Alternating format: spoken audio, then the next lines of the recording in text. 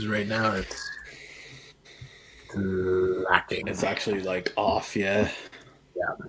All right.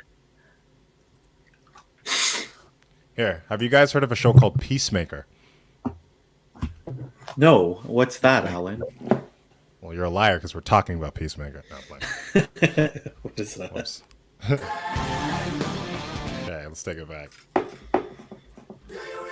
This is the intro.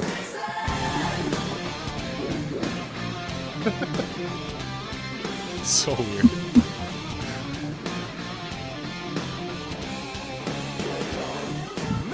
Choppy as hell. Is it choppy?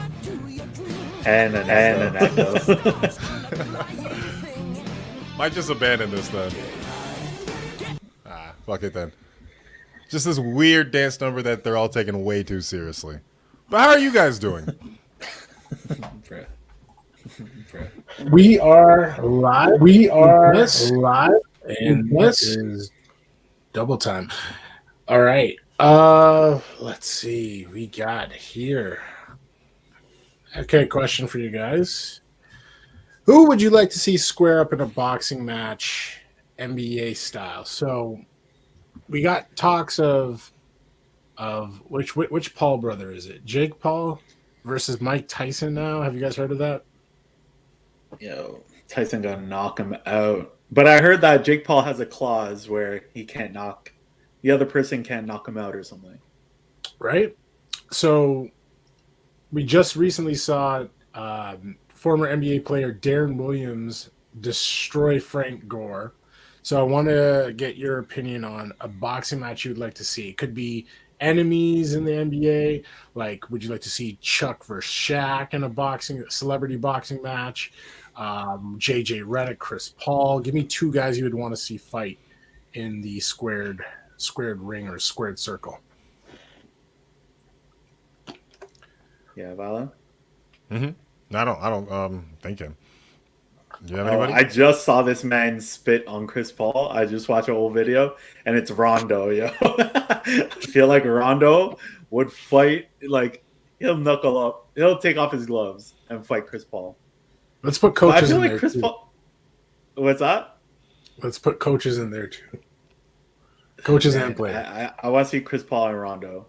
I gotta see Rondo. that fight. Chris Paul versus Rondo. That would be pretty interesting. I feel like Rondo fights dirty. Like he would just like he's kind of like Ric Flairish. Like he would just like cheat, but like he's smart about it. You know what I mean? Like he's strategic. I think he'll bite a ear. Like he's playing dirty, 100%. Right? For me, for some reason, I want to see Westbrook fight. After that whole little square him up thing when he was trying to defend. Who's he fighting? Sadiq Bey? Or what's his name? Actually, I would want to see Isaac? I would want to see Westbrook versus Durant. I feel like it would be interesting. I feel like Westbrook versus Durant would be very entertaining to watch. Durant got them like rock'em sock'em robot arms. He could like reach from across, yo. Right? Like there's like a height that. difference. There's a reach difference. I don't think like they don't hate each other anymore, but like it would just be kind of cool to rehash that. So that would be my NBA celebrity match. Alan?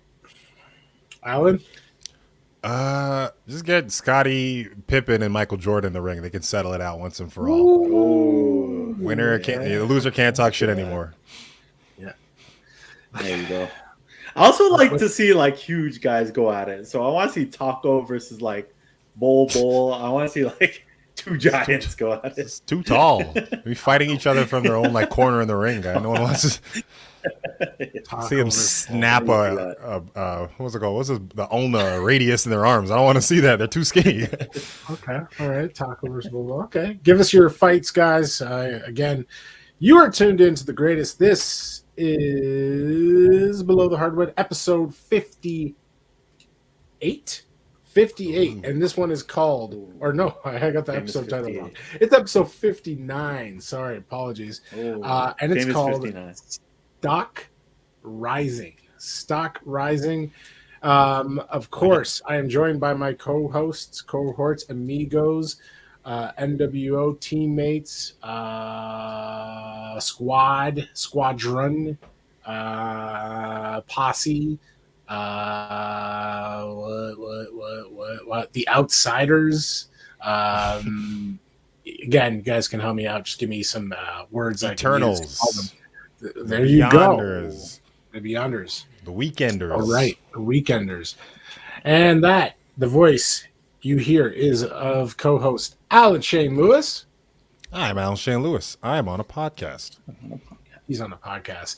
And Dexter Ariola. Hi, Nikki. Hi, Nikki, and that's the start of the show, as always. So, guys, episode 59 is here. Stock rising. Why are we calling it stock rising? We live in a world right now where NFTs, crypto is taking over, right? So we just saw the Staples Center's no more, and it's now called Crypto.com Arena.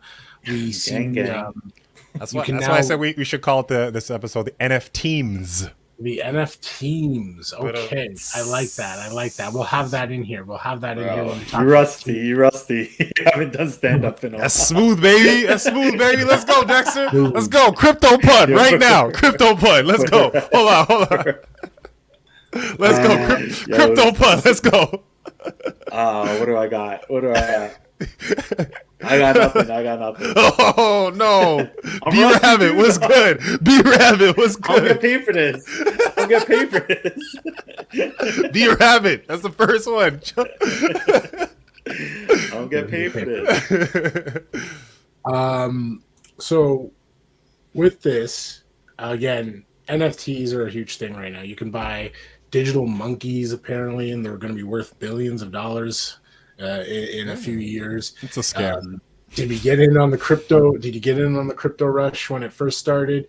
No. Well, you're probably trying to buy into it now. So we're going to take this and we're going to relate it to the NBA teams. What's happening in the new year of 2022? And we have a lot of teams that have been jumping up. But before we get into the teams that are hot, the teams that are cold, we also are nearing the NBA trade deadline, which is in February. So we've seen a lot of rumors. We've actually had a couple of trades go through in the last 2 weeks. So I just wanted to get your opinions on the rumors that you guys have heard, what trades you would like to see happen, and the trades that have been, the small amount of trades that have been made so far. Do you like them? So let's start off looking at what has actually materialized so far. So earlier, I believe last week, we saw the New York Knicks and Atlanta Hawks complete a trade of Cam Reddish going to join his Duke running buddy RJ Barrett in New York.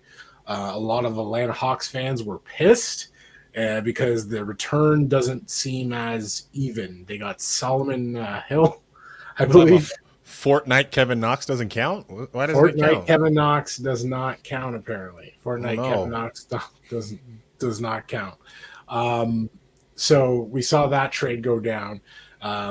Again, from the naked eye or for first glance, everyone's kind of calling the Knicks the winner on that. Because Cam Reddish is a talent. You know, I don't know if you guys remember him in the playoffs last year. He just came back from injury, and he actually did. He had some pretty good minutes for the Atlanta Hawks in their deep playoff run. Any trades that have gone down? We saw a big 3-team trade the other day featuring. Slow down with big. I don't know if anything. Only thing big in that trade was Bol. Everything else seemed kind of underwhelming. Bol, Juan Hernan Gomez, and what was it? Forbes or whatever? Bryn Forbes. It's very. Bryn Forbes is a talent. He's a talent. He just needs to be freed. A lot of those players got freed from their teams that they weren't really doing anything on. And then what are they going to do now? They just moved prisons. Went to San Quentin to Rikers. That's all that is, man. Bol just needs minutes. He just needs opportunity. I agree. Do you think it's going to happen? He's injured, no? I think he's out he didn't pass the physical. Yeah, he didn't pass he's injured again. He's injured now. Yeah. He opted in for surgery on his foot. Yeah. So he will be out, but because originally the trade was for him to go to Detroit, right? And then he didn't pass the Pistons physical. Failed the physical, and then the next trade came, and then he opted in for foot surgery or something like that. But also on the Ben Simmons front, Philadelphia has reportedly rejected a bunch of trades The one that I was kind of shocked to see was a deal with Sacramento. And let me read this out to you guys to see. I don't know if you guys heard about this one, and if you would have rejected it. So apparently, again, I'm not, Shams. I'm not Woj, but the Kings offered. Apparently, where was it? There was a bunch of these guys in here. Once I pull it up, I'll let you guys know. Probably But, De'Aaron Fox, probably Bagley. Who else is on there? I don't know. I haven't seen these rumors, but gonna find it. Where did it go? There was a bunch of them actually. My mic's muted. Yeah, it was De'Aaron Fox. But then it's weird. The Kings reversed it and said, going forward, we want to have Darren Fox and Tyrese Halliburton as our backcourt going forward. And I think that kind of that spits in the face of Davion Mitchell. Why'd you even pick up a fourth point guard if you're not really going to have him part of your future going forward? So I don't know. Really mismanaged. I saw talks rising on De'Aaron Fox for Sabonis. So they're going back again on it. I don't get what that doesn't even make any sense, to be honest. That trade doesn't really lead any team into the future changing anything. I don't think teams that are both selling should be trading with each other. It's like switching ships on two Titanics once again. It's nuts. I think they should trade. They got to get rid of some people though, man. It's not working. No, it's not. And honestly, it doesn't make sense. But here's one from Detroit. The Pistons offered a package of Jeremy Grant, Sadiq Bey, Kelly Olynyk, and a first rounder for Ben Simmons. Not met with much enthusiasm and rejected. Yep, sounds right. And you know what? At the end of the day, do I want that? No. Is Grant a great talent? Yes. Is Sadiq Bey an underrated player? Yes. But at the end of the day, I know the Sixers have clearly said what they want, even though what they want is clearly asinine, and they're definitely not getting it back. But what are you going to do?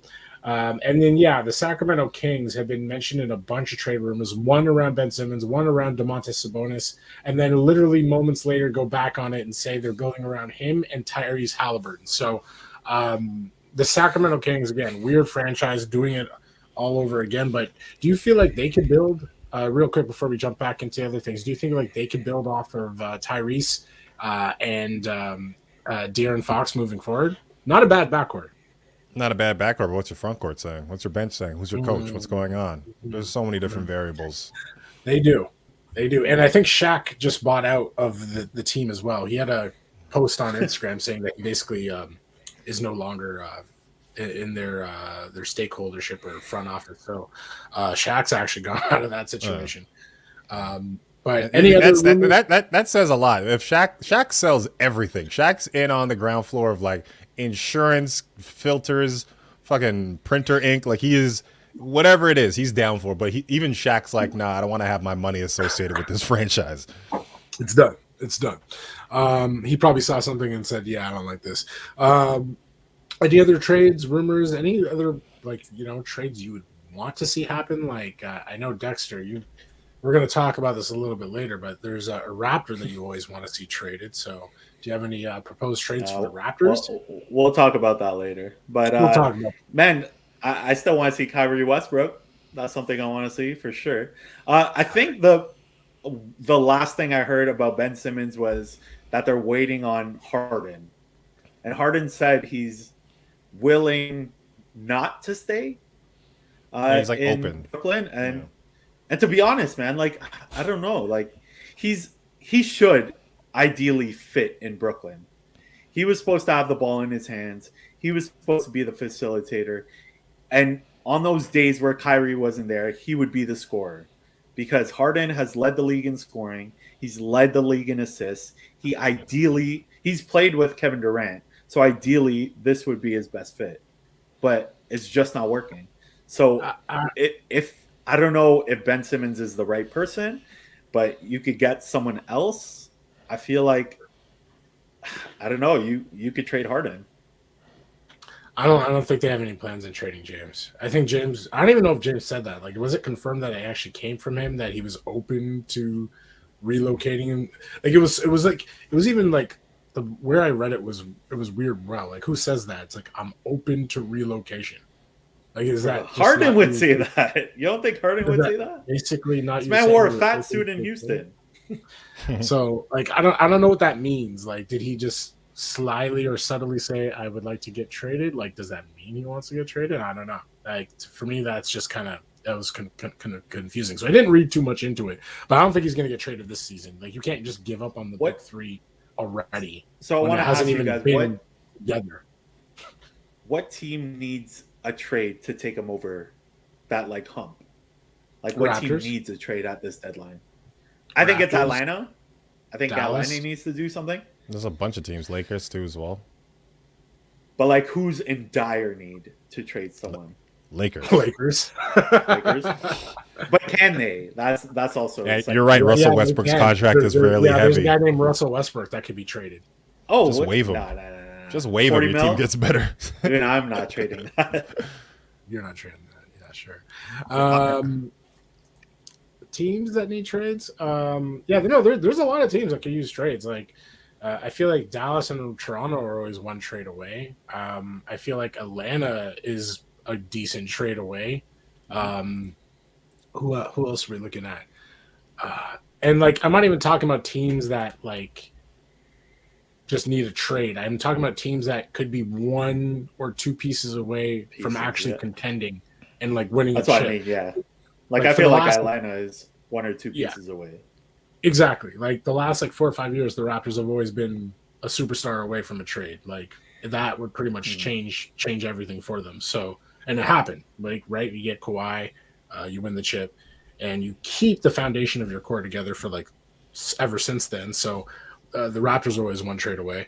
But let us know if you're listening. Let us know what you would propose, which team you want to see a trade from, whether it be your favorite team or you just want to get rid of Uncle Westbrook from the Lakers because they're just ass. And but not till I get a jersey. Speaking of the Lakers, Frank Vogel, apparently, again, rumors, I'm not Woj, I'm not Shams, was rumored to be nearly fired after the blowout loss to the Denver Nuggets, where they just got destroyed. Like, there was clips of LeBron getting defended by guys I'd never heard of and just getting locked down and complaining to the refs. Uncle Westbrook was missing, layups and shots.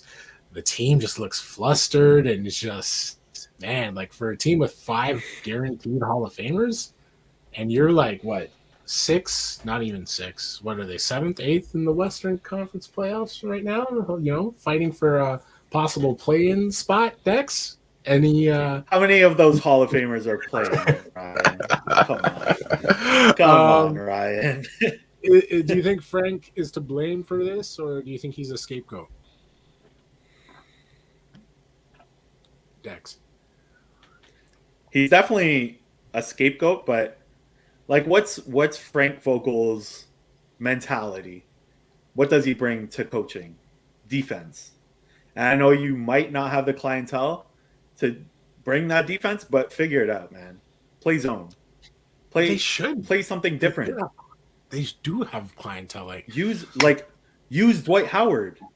Like, that's what there's different lineups you could do, right? He just doesn't know how to use this team. Like, it's so bad. I don't know what he's doing, but trade Frank Vogel if you can. I don't know. Oh no, go ahead. No, you go. I was just gonna say, like, you do have the clientele. It's like you have Dwight. From what I've seen, Malik Monk is like already their 3rd best player on the team. Some nights, maybe sometimes even even the 2nd best player. Play Kent Bazemore. Like, I feel like Kent Bazemore could play defense, and Avery Bradley's okay, but he's not hitting the same shots. But like, I feel like in another pod you trashed playing Ariza too much. He did. Playing Ariza way too much. He definitely did. It's in there somewhere. Pull up the tape. What? That I hate Avery Bradley? Oh, 100%. Yeah. He can't hit shots.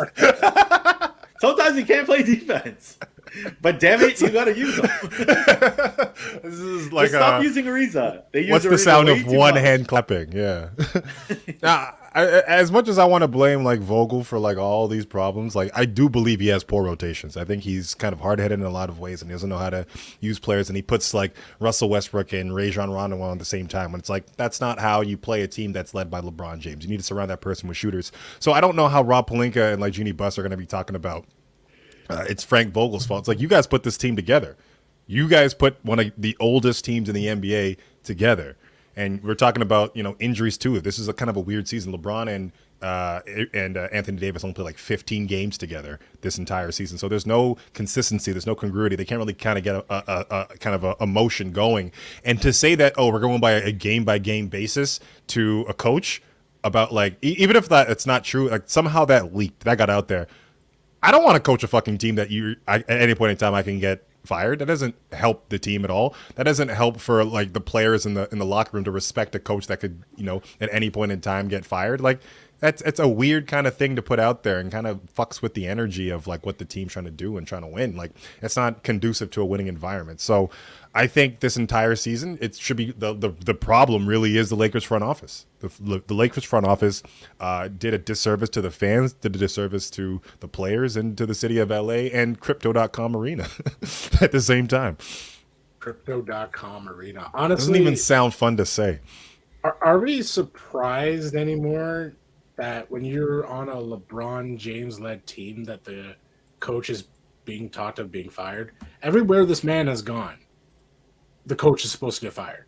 Eric Spoelstra in the first year, fire him. What was it? Pat Riley needs to take over. And then now look at Coach Spo. Coach Spo is every year for the last, I don't know how long, has been in the Coach of the Year talks. This year, I actually do think he should get it, by the way. The way he's handled this Miami Heat team with no Bam, no Jimmy Butler for a minute, but that's another story. Like every single LeBron James-led team. Memphis coach? Who's the Memphis coach? That's a good question because to be honest, he's not getting a lot of talk. Yeah, it might be. Yeah. It might be.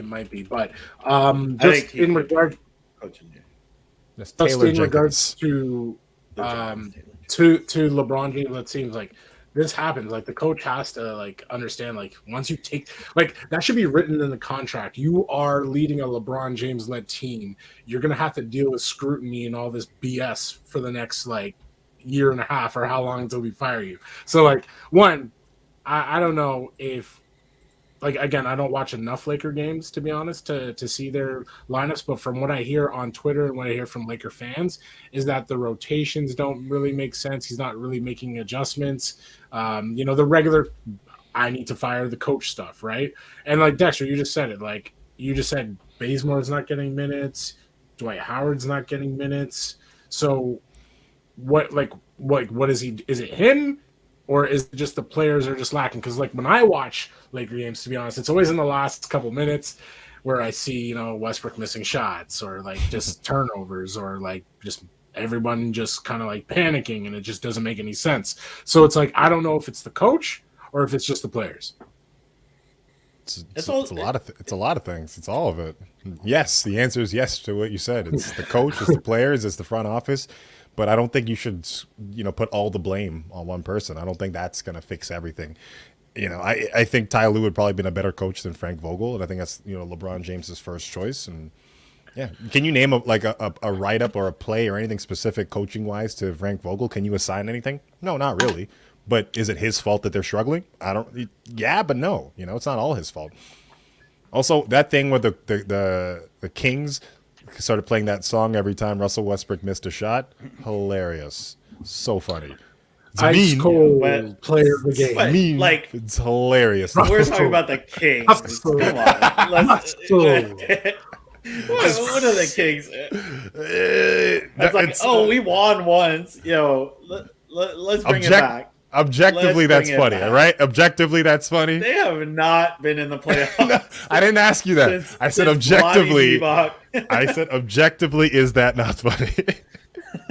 No, it is not. Lies. It's going out my boy. Man, It's tough to watch. I think it is on Frank Vogel, man. To be honest, like run a play. There's no plays being run. All I see is these people just stand in the corner. Give it to LeBron. Give it to Westbrook. Like run a damn pick and roll. Like that's what a lot of these teams are doing. They're just pick and rolling every single play. Yeah. Like pick and roll, man. Like it's so easy. And then if you can't get it to the basket, kick it out. The only thing is the people they're kicking it out to, they can't make a damn shot. Yeah. THT, I have not seen him make a three. So whose fault is that? Bradley hits it when like it doesn't matter. So once again, whose fault is that? That's Vogel's. Yo, run That's a play. Vogel's fault. No, but if run a play. they're shooting open threes and are missing them, whose fault is that? Put the right players on. So wait, do you think there's a player on the team who can shoot? Yeah, Reeves. Malik Monk is nice. Malik Monk is doing good. Reeves. Those players are fine. That's why you have to put Stanley Johnson out there because they need bodies. They're struggling out there. Ken Bazemore can hit a three still in that damn corner. Well, let us know what you guys think the Lakers' problem is. Do you think Franco should be fired? Another coach that's kind of in the hot seat. I don't know if he's really in the hot seat, but the fans on Twitter, Atlanta Hawk fans, are not happy with Nate McMillian and what he's been doing with the Hawks. And yeah, the Hawks have kind of struggled. They've digressed since last year's magical playoff run. They're not looking so hot right now. They did come off a big win against the Bucks a couple of nights ago, but you know, people are kind of looking at Nate McMillian and his coaching and his rotations. So, again, I don't know if you guys are Hawks fans or watch a lot of Hawks, but Nate's also on the board there as well. Other than that, I think I don't think there's many coaches that are kind of like, I know Rick Carlisle's always under some heat, and he was just for the way he's treated former Mavs players, but I don't think he's going to get fired anytime soon. He just got that job in Indiana. But let us know which coaches should get fired and which ones you feel are deserve an opportunity. Okay, moving on from the coaching hot seat here. Guys, should the Nets pay fines to allow Kyrie Irving to play home games? I think there was rumors, and they may have been dispelled at this point, but there was rumors that there was like a specific set amount that the NBA would fine the Nets for allowing Kyrie to play games at home. And one of the ESPN analysts broke it down that it would cost $68,000 to basically take Kyrie to the playoffs and win a chip. So for $68,000, would you not want to play Kyrie Irving for home games? No, that's not worth it. Are you kidding me? $68,000? That's so much. Of course. If you can pay it, do it. Different rules for rich people. You can just get around it by just paying. Who cares? What message does it send to people, though? Just buy your way through. If I'm the Nets, I'm third right now. High fifth place. I'm dropping down. I'm gonna get that 4 games away with Kyrie Irving. And who's gonna be in 4th place? Probably Cleveland. And I'll take out Cleveland. And then who's going to be in 1st place? Probably Miami. I'll take out Miami. And it would be even better if it's Chicago. I'll take out Chicago. Like, it's smart of them to lose these games. Especially Durant's out right now. Right? So this is probably the best time you can lose some games. And I don't know if I don't know if that makes any sense, to be honest, to actively lose games for the off chance that there's a 7-game series. Wait. For the Did off LeBron chance. not do this? Did LeBron not do this? When he was in Cleveland? In Cleveland? I think so. You think they lost on purpose? He wants to play the Raptors or someone. I think it was just. Year where I don't think he did it losing. I don't think they did it on purpose. I think they just sucked. I think they just sucked, and that's why they got blown out in the finals. I think we saw a team. I think it was on Cleveland. Yeah, it's when they had like Isaiah Thomas. It was after the Kyrie trade, right? I think that team just sucked. Or they just sucked, but they were better than the Raptors. They could beat the Raptors. That was it. It just happened now. The Raptors should have beaten that team that sucked. It's a fault on the Raptors that didn't happen. Yeah, and they beat Boston. Yeah, and they beat Boston in the conference finals, right? So from this list that I have here, it says the first game would be a warning. So he could play one game, they get a warning. Second offense, 1K. 1,000 Third, 2. Fourth, 5. And the fifth, it would just intensify automatically to 5K a game. So it's like, okay. And then there's also reports that this has also been dispelled and the NBA wouldn't allow it because, yeah, like you said, Dexter, what kind of message would it send? Like, I think every team in the league would do that. And then guys like... I think those fines... Those fines are for New York City. I think that's what it is. Yeah. It's just for the Nets. It would just be for the Nets. But there are other players that, kind of try to avoid the vax. Although Bradley Beal kind of gave in and he got his shot. So, but yeah, I to be honest, like the price tag is not a lot. That's just another $68 just right off the top. So it's nothing. So, but I think it's going into this. Yeah, and going to this stretch without Kevin Durant, you're losing for 4 to 6 weeks. You need another, ball handler, another scorer, another playmaker on the floor. So makes sense. Exactly. All right. Is Luka Nikola Jokic the most disrespected MVP of all time? You look at his numbers last year, awesome. You look at what he's done with the Denver Nuggets this year with no co-star, just keeping them afloat, and then still actually he has better numbers than he did last year. But you don't really hear him talked about amongst the LeBrons, the KDs, the Stephs. He's still killing it, and just nobody finds him sexy, according to his coach. Who went to the media and says, yeah, nobody but his wife, kind of finds him sexy. So do you guys feel he is the most disrespected? And do you feel it's because he's, again, the Euro thing? It's the Euro thing that's kind of causing it. It's probably a little bit of the Euro thing. I definitely think he is one of the most disrespected MVPs in the league, and probably ever, to be honest. But also the team's just barely above 500. So who really wants to talk about a mediocre Denver Nuggets mid-season when there's more exciting things to talk about? So I think it's a little bit of both. I think there is disrespect, and there's also why what make the case to talk about Jokic other than his stats right now. I feel like just with the way he plays, like I watch him actually. I actually watch a lot. He's great, of Nuggets game, and it's just like, man, like he's passing, he's conducting, like he can score at will, he can shoot the 3 ball, he can pretty much do everything your favorite player can do and more. And he's not even a bad defensive player. Like, is he averaging like 2 blocks a game? No, but he's a big body in the paint. It's hard to score on him. It's not easy. So I just feel skill wise, it's like, yeah, like he's absolutely disrespected. Like there needs to be more appreciation on that. And I've seen people like I grew up an Allen Iverson fan. Allen Iverson's Sixers weren't that great. Sometimes they'd be fighting for the 7th or 8th spot. But, Allen Iverson was still, talked in the MVP ranks. So it makes me think, yeah, it's a Euro thing. The way Joker is, he kind of reminds me of like a Tim Duncan Dirk-like, where it's like, they play amazing, but because, they're not on your Instagram feed every day and they're not celebrated like, LeBron and all these guys, that's why they're disrespected and they just don't get enough love. I don't think it's a Euro thing, just because like Dirk won it, he wasn't disrespected. No, Dirk's been disrespected. He went back to back. Disrespected. Dirk and Duncan. He won back to back. I think maybe the most disrespected is Derrick Rose. Like people overlook him. He had a great overlook year. Him how? I don't know. I just feel like he's disrespected. I think he just got hurt. I don't think it's Jokic. Everyone's appreciates Jokic. But I heard this on the radio somewhere. I forgot where. But they're saying they should have an MVP award and then like a most outstanding award. So that way you give the best player an award. So that way LeBron and then most valuable. So LeBron would win something every single year. Something like that, yeah. Let's say LeBron, or like say like, I don't know, Steph Curry this year or whoever.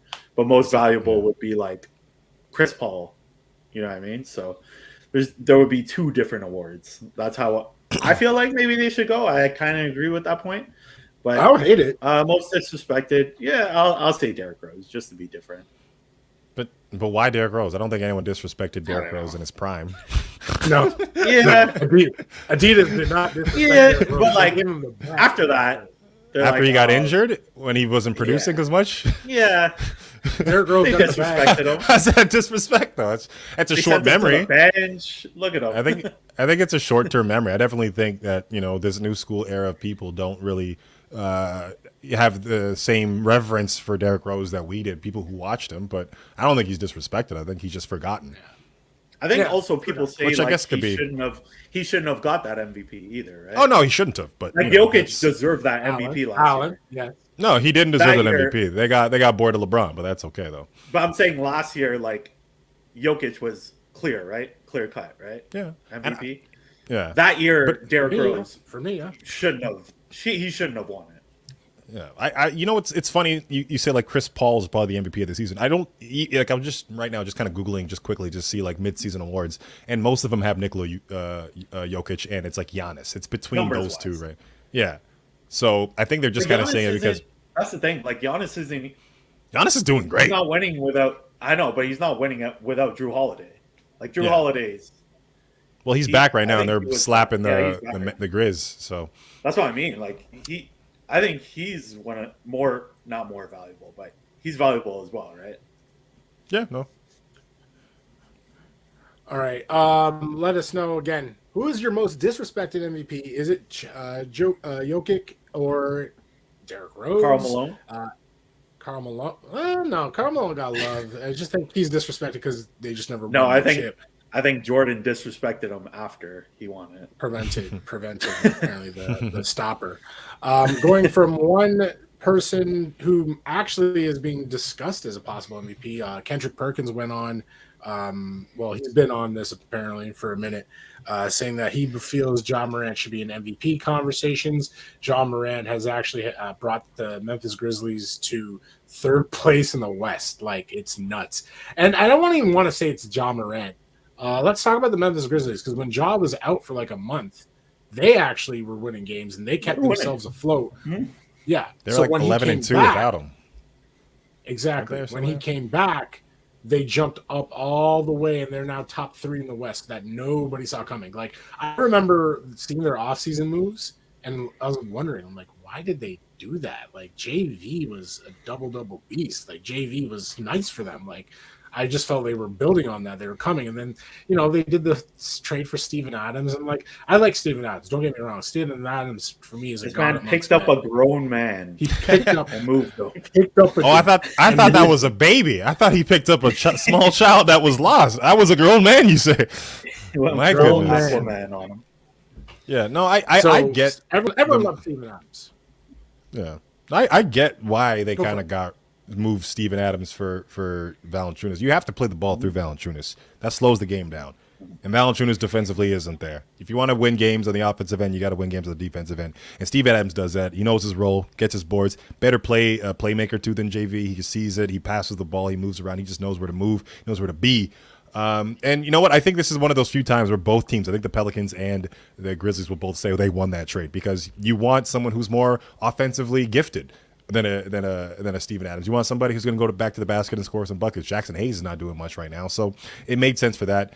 And to say, I don't think it's all Ja's reasoning for the Memphis Grizzlies to win. I think it all comes down to the front office. I think Memphis had a plan from a long time ago to kind of pick players up and put them in positions to kind of win. Because if you talk about the players who are great with them, Dylan Brooks, I know he's out, but a great player to kind of add to your team and like kind of a workhorse. Desmond Bane, probably MIP. This guy's out here hitting threes and shit like that. You have Zaire Williams, one of these like great kind of like young players that they added to the team. The ball just moves so well.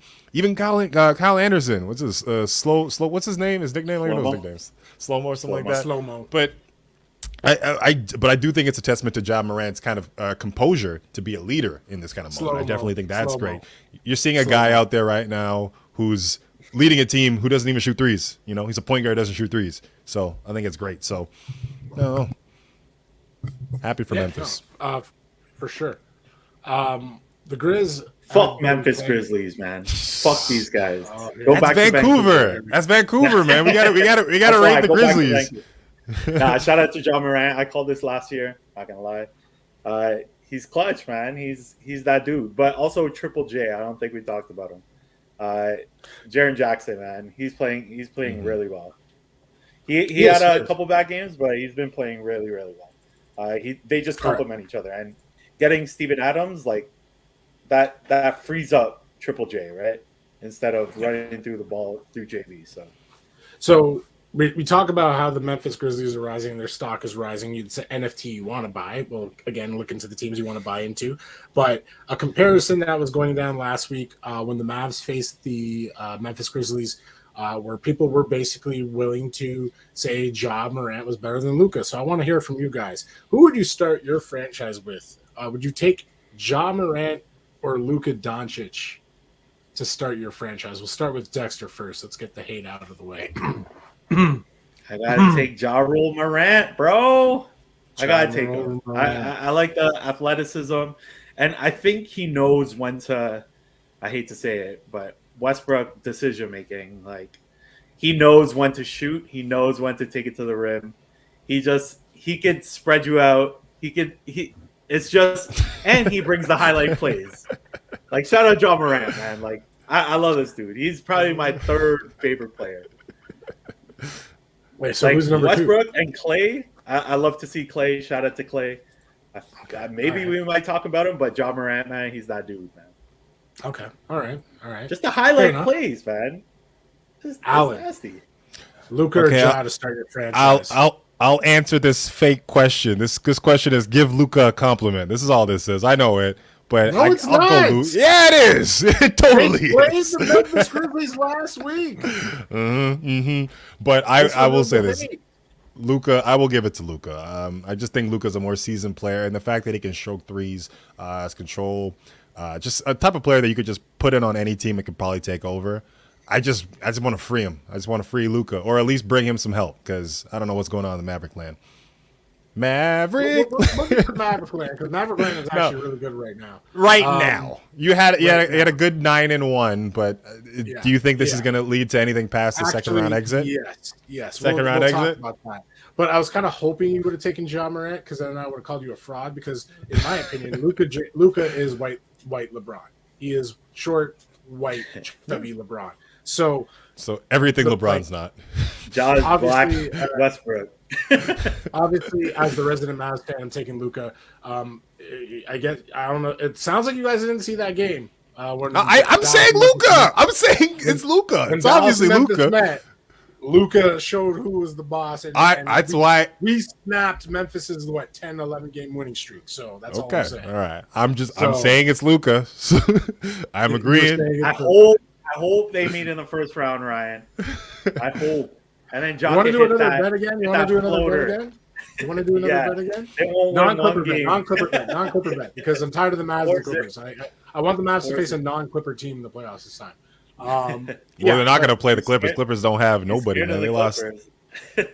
I think this is the time to play the Clippers, man. They got no Paul George. Doesn't count. No Kawhi Leonard. It doesn't count. Luka needs a signature playoff win, and it needs to be against a good star opponent. So I can't wait for him to do it. When he's on the Seattle Supersonics, after the Kings leave and they sign Luka to their team on Seattle, then he finally gets that first round, past that first round. No, I'm predicting it. I would love to see Memphis and Dallas in the first round. That would be great. Luka versus Ja. Okay, question, because there's 3 guards that always do get comparisons to each other. Would you start, bench, cut Luka, Ja, or Trae? We'll start with Allen for this one. Start Luka, bench Ja, cut Trae. It's hard. Ooh, it's right now. I think you got to put Ja over Trae. Usually, I'd have Trae over Ja. Okay. It's not an easy question. Like, all 3 guys are the future of this league. The 3 best guards in the next 10 years. Yeah, but 18-25 record with the Hawks right now. I don't know. I got to start Ja because he's the future. I got to bench Trae because he's made it to the Western Final or Eastern Finals. And I got to cut Luka because he's only been to the first round. If you guys have our library, if you go to every previous episode of Blow the Hardwood, Dexter has hated on Trae Young for over like a year and a half, and then now all of a sudden, when it's time to because he was the villain. Luka, When he was the villain. Okay. I like the villain. We're not doing that. And he kept the same energy. I will the whole playoffs. I will literally keep it as it is. I will start Luka, bench Ja, cut Trae. I actually love Trae Young. I consider Doesn't him sound one like of my it. favorite players, but as of late, you just picked two things in a row where you're like, I just want to make sure to let it be known that Ja Morant needs to be disrespected. Those are two in a row. After we bigged them up before, you were like, I need to let everyone know how I feel about Ja Morant. Listen, Ja Morant is what Westbrook wishes he could be. Oh, okay. That's disrespectful. Westbrook was great. There was a time when he was great. Look at him. He knows. You're wrong. He knows he's wrong. But what Ja has is he has that Westbrook attitude and that like that motor and that drive, but he has a way better shot. He has way better out. No, Ja can shoot better than Westbrook. Come on, Ja's not breaking those shots. That's like being the tallest kid in grade 2. That doesn't mean nothing to me, man. Like no, but it looks better. Compared to Westbrook. Compared to what? Westbrook can't shoot.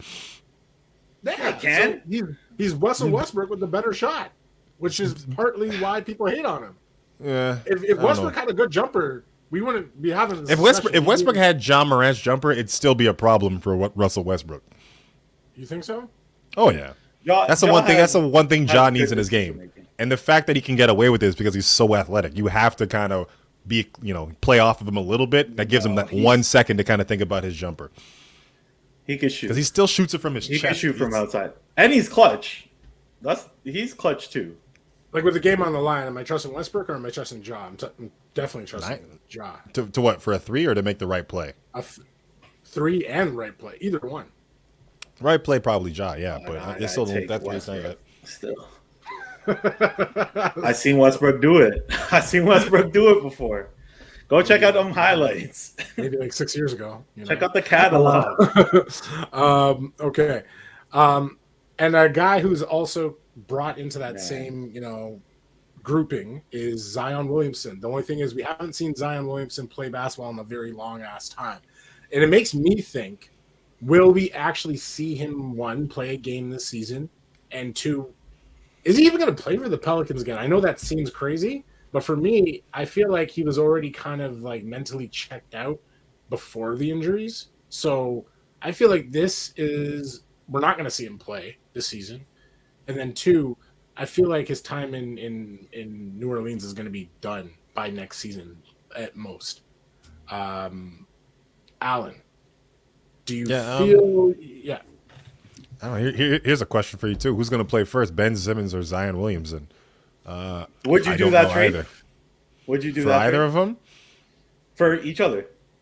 No. If I'm the Pelicans, I wouldn't do that. Pelicans, you already don't have someone. Yeah, but you trade Zion Williamson. You trade a once in a generational type like first pick for Ben Simmons. If he plays, if he gets in shape, there's a lot of ifs. Ben Simmons has proved himself, right? But he's also a question mark too, right? Because you don't know what his mental like. We're not going to talk about mental health on people, but like you don't know his mental health going in, right? So the Pelicans. It's probably less, more, or I guess less strenuous on him because Philly fans are relentless and New Orleans fans would probably welcome him with open arms. But I don't know. I feel like as Sixers, you have nothing to lose. They booed Santa Claus. If he goes there and he doesn't play games, they're going to boo him too. They booed Tobias Harris for missing a shot. And then on the very next possession, they came down and cheered him. And he's like, nah, I don't want to hear that shit. Yeah. I don't want to hear it. I was like New York, right? With Juju? Then no, but Julius Randle put the thumbs down. Tobias Harris just made one bad shot. They booed him. Julius Randle needs to go to bad. Philly fans are toxic. I remember on Twitter, I think I said Philly fans are toxic or something like that. After like, why does Ben Simmons not want to play there? And then all these Philly fans just went in my mentions and just said rude shit and like racist shit. I'm like, that's why you guys are just proving the point. You guys are just like toxic. Fuck you, nigger. It's like, what? How am I toxic? Like, that's your problem. You guys suck. That's what it comes down to. Oh, man. Y'all say it again. I think he's gone. I think he's gone next year. I think if he wasn't injured, he probably would have tried to force his way out this year.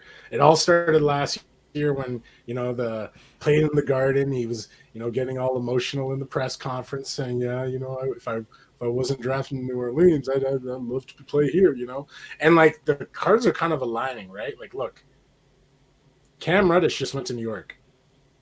That's all I'm saying. Julius Randle's getting booed. And he can't rediscover the magic from last year. So I don't think New Orleans would do this, but send Juju back. Send Juju back. And a most improved player, Juju back there. And, Randall for Zion Williamson. Plus some other things, even it out a little bit. Plus what? I want to hear everything else. Out of 13.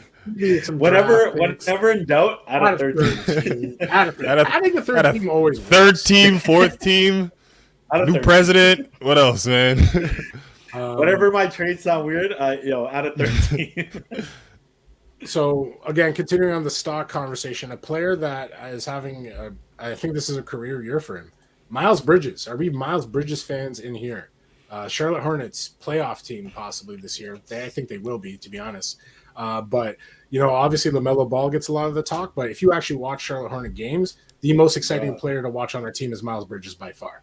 That MLK game, he went in. That layup, that up and under layup, nasty. Miles Bridges, he should be the all-star. Especially if they're sixth place. He should be first time. Seventh is the East right now. Seventh East. Oh, I'm saying if they get in sixth, I think he'll be an all-star. I think LaMelo. I don't know. I just don't.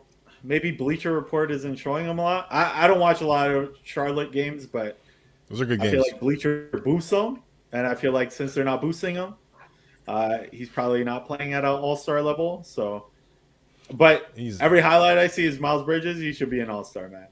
Especially all-star games will fit this guy. Like this guy will dunk. He'll jump out the. I'll give you his numbers. 19 and 7. Oh, he's most improved. Alan said Desmond Bain. I think Miles Bridges should win most improved.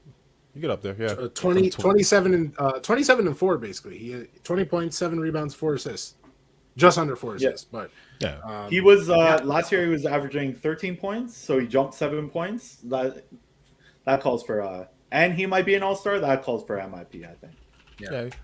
And we saw M. Bridges on M. Bridges' crime. I don't know if you guys saw the highlight. He almost dunked. Or did he almost get dunked? No, he almost got dunked on, but I think he blocked it. Or it was a foul or something. But I thought they were about to scrap, but now they both looked at each other. It's like, no, we can't hate. Nah, you my cuz. we both M. Bridges. I actually thought they were related at one point. But that's kind of crazy, right? I thought they're the same person for a bit. I actually like both people. for real, seriously. But yeah, no. I do think he's an all-star this year. Like, who else in the East at that spot is doing better than him? Really? And a forward? Like, I know it's Kevin Durant. Okay, you got Kevin DeMar DeRozan. Are we doing just forwards, or what are we doing? I don't know what Julius Randle is doing right now. Bam Adebayo. Jimmy Butler. No. Bam's been injured. Evan Mobley. Bam's been injured. Not Evan Mobley. Evan Mobley. Laurie Marketing. He's an all-star. Bridges is start naming everyone. Yeah. I think he's in. Yeah, he's in. He's in. Miles Bridges. Yeah. And what do you guys think his ceiling is? Like, do you think he could be might be pushing it because we don't know, but do you think he could be a number Granger. Number 2? Danny Granger. Danny Granger. Okay. As far as Danny Granger went, it's as far as he'll go. Will he be longer? Hopefully. But we don't know about Danny because Danny got injured. Oh, man. He's giving me, like, Victor Oladipo vibes. I think he's, like, one-and-done all-star, and then he might get injured, might get passed around. I don't know. Like This Tyreek is just the Evans, vibe I'm getting. Tyreek Evans vibes. Don't you put that on me, Ricky No, Bobby. Don't you put me on that, Ricky Bobby. Don't you put that on me. Don't put that on Miles Bridges. Yeah. I know. I don't want to, but I think he's great. I think he's going to be an all-star for years to come. And I'm not going to say he's a number one option on a team, but I think he could be a 2 for a very good team, like a contending team. And who knows? Maybe that is Charlotte. Maybe him and LaMelo Ball become like the 1 and 2 duo for the next like 10 years. Like I don't know, but I know this isn't a part of our topics, but who else is a borderline all-star this year? LaMelo? Anthony Edwards? Like out of East and West? Like Potentially. Well, borderline. The only reason I'm calling him borderline is because he won't Luka. make it because, too bad he started the last like 2. I'm sorry, but Fred VanVleet. And the only reason I'm borderline, saying I see that. He should not be borderline. He should be in, but he's going to be borderline because coaches are they're not smart. Put him in. They're not going to put him in. Coaches will. Because like I'm looking at the guards. It's like, okay, you got DeMar. Wait, is DeMar in a guard or forward? I think he's forward. Okay, if he's in that forward, that helps. I think they I was put going to him say forward. DeMar. Okay, so you have oh my God, Harden. Trae Young. Levine's out now, I guess. Oh, okay, that might help him. So you have Trae Young, James Harden, probably Garland, Zach LaVine. So Zach you're already LaVine at 3 might be guards. You're already at 3 guards. Who else is there? Are we saying? No, they wouldn't put Kyle Lowry over. He's missed too many games. LaMelo, Alan was saying. LaMelo Ball. So it's like it's hard. I got Fred over LaMelo though. I agree with that. Yeah. I would do it too, but like, you know how this league works. You know how the hate against the Raptors is, and you know how exciting and Bleacher Report loves LaMelo Ball. So you know politics will probably find its way to put him into his first All-Star game, 100%. But yeah, let us know again. Borderline All-Stars. Yo, remember when the Washington Wizards were like the best team in the NBA? Yo. Or I'm not gonna lie, I bought into it. I bought into the stocks. Or Gilbert. I bought into the stocks. Or this year. You're talking about this year. This year. Yo, I told everyone. What are you guys talking about? I bought into the stocks. It was so Oh, you know what? Kuzma might be an all-star, man. I'm not gonna lie. This guy's playing. I think he's having a career year. Than he might be like him and Miles Bridges. Don't say Fred. You're gonna put Kyle Kuzma right now. I feel like 15.7 points a game and 9 rebounds. How many rebounds? 9 rebounds. That's not an all-star. Okay. That's a rookies for sophomore game, maybe, but that's not all-star. So again, this episode's all about buying stock in teams and players. So as Alan quoted, NFT teams you want to buy. You want to buy some NFTs, right? Get a nice picture of your favorite team. So what teams are you guys buying right now? Right now, I'll give you mine to start off. I got obviously the Memphis Grizzlies. You can't short them. I think they're the hottest team in the league, period, today. Right behind them, again, you guys didn't want it, but the 9-1 Dallas Mavericks in the last 10 games, I have them since Luka came back from COVID protocols. They've been the top 5 rated defense in the league. They signed Marquise. They signed Marquise Chris and waived Willie Cauley-Stein. Shout out to Willie Cauley-Stein, whatever he's going through. I wish him well, but it's business. And at the end of the day, Marquise Chris came in and just he can catch Luka lobs, so he can play defense. He can set hard screens. And it was funny because last year Luka and him actually got into a little scuffle, and now they're like teammates. So it's kind of funny. But I'm also buying into the Cleveland Cavaliers, even though they've lost Ricky Rubio. Rondo has come in. For me, Rondo has come in. Rondo looks good. Rondo can lead that team. I feel like they could slip into a play-in tournament and hopefully beat some team, but they're still high up in that Eastern ranking. So, but yeah, Dex, Allen, we'll go with Dex to start. Who's your NFT team to buy? What painting do you want to Bruh. fill in I'm going your digital room? The East and West, I'm going 8th place teams, baby. I'm buying the Lakers and I'm buying the Raptors. I'm gonna be a homer. The Raptors look good, man. Like they're missing one piece, but they need a Trae Pascal for it. I'm sorry. I thought you were ready to apologize to Pascal. He's the soul stone. It's time to. He needs to leave. We have Scotty Barnes. Okay, who? I want to hear Pascal for who?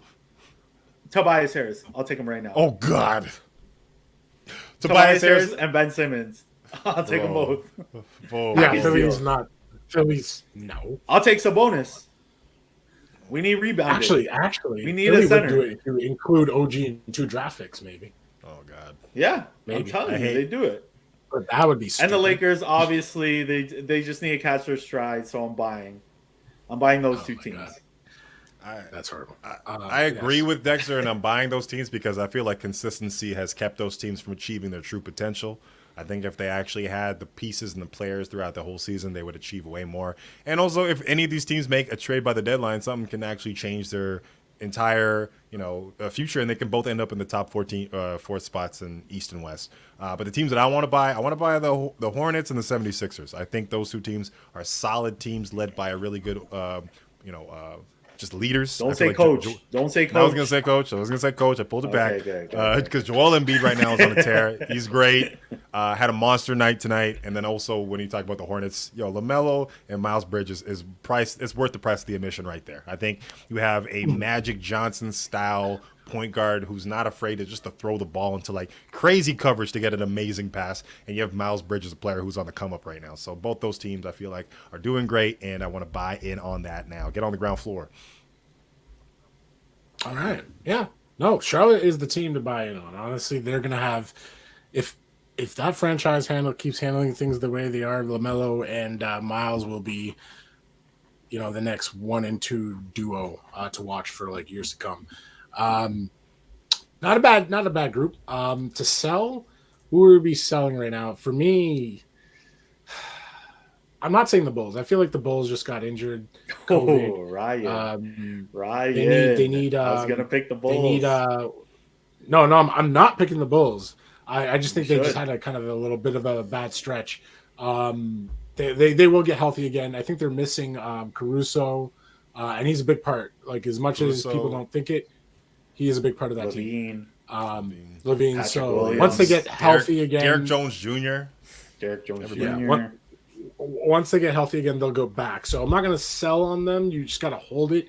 It's like crypto. It's very volatile. You gotta keep waiting for that next drop, and then you just keep buying in. So still buy into the Bulls, but I'm selling on the Washington Wizards. I bought in earlier. I'm not gonna lie, I bought in earlier, and they kind of had me thinking, wow, man, like they just subtracted Westbrook, and that's all it took. Like, they just had to get rid of Hustle Muscle Westbrook and, replace him with Kyle Kuzma and Harold. But they had a nice opening month. They had a nice opening month, and I don't know what happened. I guess they resort back to old habits. But yeah, any teams you guys want to give up on, sell for the rest of this year? Washington Wizards just for fun. Fuck that team. I was gonna say the Bulls, but a lot of injuries. Go ahead. Yeah. That's why I trashed the Wizards a little bit more. It was so funny when everyone was like, "Yo, this team is for real, man. Bradley Beal's the truth. Kyle Kuzma's a god. Montrezl Harrell's gonna be the 6th man again." It was funny. It was funny. It was so funny. It was cute. They thought that this would be sustainable, but that was fun to watch the rise and fall, the meteoric fall of that squad. Also the Pistons, man. Fuck, Pistons piss me off. Why does Dwayne Casey have it out for the Raptors? Why does he always got to beat the Raptors? What's wrong with this man? This guy needs to move on, okay? We're not even. What it reminds me of? In Endgame when Scarlet Witch goes up to Thanos. He's like, "You took everything from me," and then Thanos goes, "I don't even know who you are." That's how I feel about Dwayne Casey and the Pistons. All right, who? Killian who? Never heard your squad. Cade what? I don't even care, bro. Corey Joe? Did you mean DeVoe Joseph? I don't know who you talking about, man. Yo, Trey Lyles? What we got listen, there? Je ne sais pas. What? I don't know who that is, man. Is that French? Is that from Montreal? I can't tell.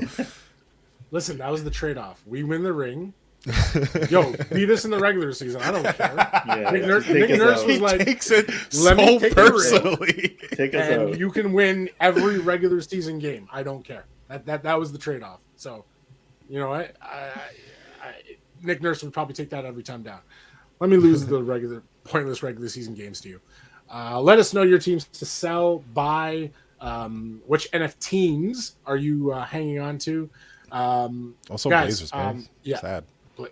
Oh yeah, Sad Blazers. stuff. Nah, you have gotta to sell buy that stocks stock. to sell stocks, so you can't.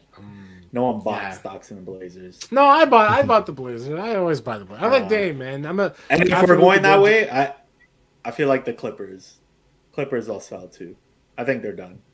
Clippers? There's rumors Kawhi could come back. So we don't know. That's not going to fix anything. It's too late. Hey, it will get them back into the playoffs for sure. And It's putting like a Band-Aid on a laceration. It's not going to work. boom. Maybe. So kind of just moving on to more social stuff. Dwyane Wade came out and said that Jordan will be forgotten as GOAT. Now, I'm not quoting him. He didn't say it like that. But he basically kind of came up with this argument that, these are new generation kids that are coming in. Just like how we forgot about like the Bill Russells and the Wilt Chamberlains, they're not going to remember or know of Jordan. So, right, like the only reason why kids today know about Jordan is because The Last Dance. It was Jordan's propaganda. Yeah. According to people, it's Jordan's propaganda to stay relevant. But I think Wade's wrong because it's not that Jordan was just good on the court. Like, obviously, we know he's good on the court, and the kids won't be able to see that unless they, try to study and YouTube him. But it's the shoes. That's going to keep him alive forever. Like, it's never going to go away. When kids... Thank you. When kids see... Who's this golden man on the box with the ball in his hand? People are going to, your dad, your mom, your parent is going to be like, that's Michael Jordan. Who's Michael Jordan? Go on YouTube. Boom, boom, boom. They'll see it and they'll know that, that guy is legendary. They may not obviously know his gameplay and they'll probably still rate, the LeBrons who are more fresher in the mind better, whoever's hot in 20 years. But so Dwyane Wade's right and wrong at the same time. I just don't see Jordan being forgotten as the GOAT. I don't feel like Jordan's going to be treated like how we kind of we do disrespect the Bill Russells and the Wilt Chamberlains, like we do. Oh yeah. But at the same time, the joke that they play against your milkmans and your mailmans and stuff like that. Jordan played against talent. He played against. He's a mailman. He's the mailman. Jordan did play against mailmans. I saw a stat of like Jordan, who he played against, like Utah or whatever, and saying Utah's amazing, and that their second leading scorer was Jeff Hornacek, and he only scored like 10 points. I'm like, bruh, that's hurting. That's hurting. Do you guys feel so? I think, are we unanimous on this? Like, Jordan can't be forgotten as GOAT, or do you feel like unanimous? Do you feel? No. Did we already forget Kobe? Are we agreeing? Did we forget Kobe? Who? Did we forget Kobe? What team he play for? Rip, Kobe. Who? Oh yeah, I forgot. Kobe. I forgot. My bad. Did we forget about him already? That's the remix of Jordan. The GOAT's still playing in the NBA. GOAT's on the Lakers right now. Which P Diddy song did you like better? I need a girl part 1 or 2. Of course you like 2, because 2 is better. The remix is always better. And that's Kobe. Which Matrix did you like? The first one or the second one? Yo, the second one was kind of dope. I actually like the second one. I like the second one. That fight scene. That fight scene in the castle? That's great. He blocked the sword with his hand. That's amazing. I am intrigued to see who's going to be the GOAT in 20 years. Like, would it be LeBron at that point? LeBron. Or would it be whoever's the new kid on the block? Listen, so, once LeBron gets the scoring title, it's a wrap. You can't say anything anymore. He scored the most points in the game. All right. Let us know. And statistically, again, top 10 in like all categories. So this question wasn't who is the GOAT. No. You answer your question, right? Who is the GOAT? The question wasn't who is the GOAT. Is will guys like Michael Jordan be forgotten and it's just not going to happen in my opinion. No, But, he's a deity. There's no way a deity can be forgotten like that. So he's good. Dexter, are we buying stock? Apology? Where did this come from? Is it time to apologize for? Are you guys for apologizing the to me? disrespect that you have laid upon Fred VanVleet, bet on Fred, and Pascal Siakam, who is actually playing like it's 2019 right now. Listen, I don't think I disrespected VanVleet. I said he wasn't a leader, but I said he was the best player on the team. I still don't think he's a leader. Kyle Lowry would disagree. And for Pascal, man, just the things I see at the end of the game. You guys talk about it with Westbrook and stuff. I see it with Pascal. Like Pascal can't. He's just not like. What is he to this team? Is he a leader? Is he like the ball handler? Like no one knows what to do with him, and he's just not. I don't know. Like he could get his triple doubles. Like you guys really see it with Westbrook, and this is what I see with him. I feel like he could get a triple double, and it's not changing anything. It's just He he's not contributing. He got one, and they as won. much as I know, but like I don't know what it is. We just need to trade him. I told you we need a center. We already have a player that plays like him. And like, where does OG fit with this? OG needs the ball. Scotty Barnes needs the ball. We need a center. I don't trust Pascal with the ball. This guy just throws it up. Sorry, Dexter. I don't mean to cut you off, but Luka just happens to have 34, 14, and 7, and he's looking real mid right now. Who's he beating? Real mid. Who are they playing? The Toronto Raptors. Who's guarding him? Pascal? The Toronto Is Pascal Raptors. guarding him? Actually, OG is. But yeah, Dex. So no apology. Like we can't get no love for Pascal, who's been killing it the last month. Apologize. Fred VanVleet, who's making an All-Star run. I think you did mention that you would put him. Would you put him in as an All-Star this year? No. Yeah. I said Garland would probably be over him, and I feel like I might be right because Cleveland's in 4th right now or 5th. So I feel like teams would pick Garland over Fred VanVleet if it were to come down to that. And I still stand by Fred VanVleet's not a leader. Ooh, yo. Okay. All right. Scotty Barnes just choked your boy Luka on that play, man. Just hard D, bro. Yeah, apparently. Yo, Scotty Barnes, man. I'm telling you. This guy is clams. Okay, but again, just kind of bring it back to Pascal. Pascal's last 10 games. This guy's scored like 25 plus points a game almost for the last month. Triple doubles in there, sprinkled in there. One triple double. He's back. Like he is not the same like Pascal after I guess the playoffs last year. Like he's playing a lot better. He looks back at home, which was a big difference. Like I think playing in Toronto actually is helping him.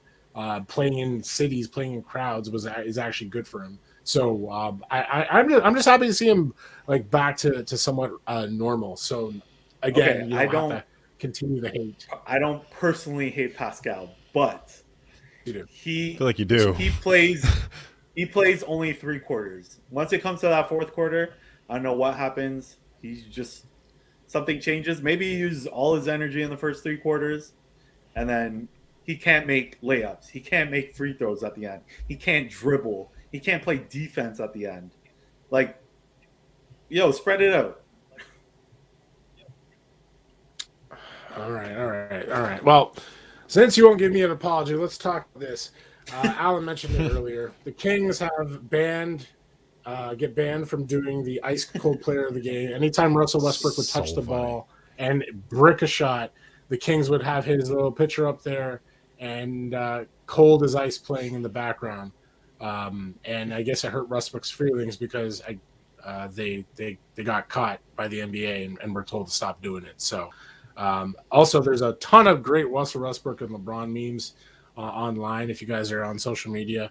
The best one so far is when LeBron's looking at the stat sheet and you can see Russell Westbrook's eyes are like, it's like he's screen watching, but like he's just trying to see fuck. Like this guy's scoping out my like 8 turnovers and like 0 for 7 shooting. So I think that was the best one I've seen so far. But any favorite Russell Westbrook ones? I only hate this Yes. because it's against Russell Westbrook. But I feel like I'm going to bring this back to Toronto because that Devin Booker thing is kind of bullshit with the mascot. I feel like every home team should get to do whatever they need to do to have an advantage. So whether it's doing that, playing that, what's that? Yeah, he snitched on the Raptor. It was fucking lame. That's what I mean. Like, yo, if the Kings want to do this, they should do this. If the Raptor wants to do that, they should do that. You have home court advantage. That's what home court should be. Like, and the Raptors you didn't have should fans. take advantage of all this stuff. He was the fan. He got the only fan. Exactly. He's the only fan. Literally the only fan in there. Like, that's bullshit. And then Devin Booker with his stupid ass. Get out of here, man. Someone had a funny tweet where it was like referencing that time where he's like, double teaming in practice? How are we prepared for the game? Like, it's the same. It's like. And then a bunch of light skin jokes came out too. All right. Alan, where can the world find you, sir? Oh, the Alan Shane on Twitter and Alan Shane on Instagram. Ooh. And on Netflix. And on Netflix. Yeah, watch all the Netflix Crave. stuff. Crave. Watch Roast Battles. Watch Roast It's on Battles. Crave too? Okay. Why I gotta plug you? Yeah. You can find Alan on The Great Canadian Baking Show on CBC and CBC Gen. That's on Netflix. You can find him on Comedy Central, I guess. Is it Comedy Central or Comedy CTV Comedy? I guess. Now. Roast Battles. Roast Battles. Yeah, a couple episodes there. Great stuff. And Dexter. Ryan, play my mother music. That's living my Dex life. Don't forget the G, Triple OG on the IG, TikTok, Twitter, and Top Shot. Still got those NFTs. Send me your highlights. The NFTs. Buy your highlights. Need to go buy a Dirk one. Did they release a Dirk one yet? Come on, like yeah, but it's like probably like thousands of dollars. And damn. old. Damn. That ain't nothing to you. That's Dirk. What that is? That's Big Brother money, Ryan. Dirk is old as fuck. Dirk old as fuck. Nah, that's I'm playing. at R.A. Henry on Instagram and Twitter, Snapchat. It's premium. You have to pay for this. You'll be declined. Sorry. And at Below the Hardwood on Instagram and Twitter, you can find all of our episodes on Spotify, Apple, Google Podcasts, iHeart, Stitcher, and wearepress.net. All of the episodes from episode 1. And if you're bored, you can go check out our YouTube history. Episodes we had originally shot all the way from 2012. We go that far back. Yeah, with that Harlem Shake? Harlem Shake video. Below the Hardwood. We were out there. Yo, if like 10 years ago we were like still making videos, man, our TikTok would be busting right now, man. Our busting. Andrew would be editing those videos, be busting, bro. It'd be pretty hot right now. Ladies and gentlemen, that was episode 59. Thank you for joining us. We are out. Peace. Ryan, Big Brother. Yo, go on there, man.